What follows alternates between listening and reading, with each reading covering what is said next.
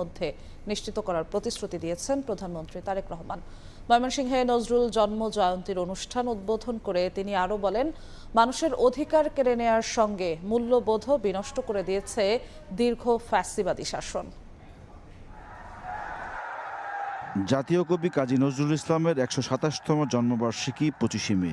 এই উপলক্ষে সারা দেশে পালিত হবে নজরুল জন্ম জয়ন্তী। কবি নজরুলের স্মৃতি বিজড়িত ময়মনসিংহের ত্রিশালে একদিনের সফরে এসে জন্ম জয়ন্তী অনুষ্ঠানের উদ্বোধন করেন প্রধানমন্ত্রী তারেক রহমান।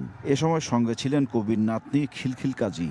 তার চির অম্লান স্মৃতির প্রতি জানাই গভীর শ্রদ্ধা। জাতীয় কবির চির অম্লান স্মৃতির প্রতি শ্রদ্ধা জানিয়ে সরকার প্রধান আক্ষেপ নিয়ে বলেন, ২০০৬ সালের পর আর ত্রিশালে জাতীয় পর্যায়ে নজরুল জয়ন্তী উদযাপন হয়নি। প্রায় ২ দশক পর আজ পুনরায় রাষ্ট্রীয়ভাবে জাতীয় কবির জন্ম জয়ন্তী আয়োজন করতে পেরে সরকার গৌরব বোধ করছে। প্রধানমন্ত্রীর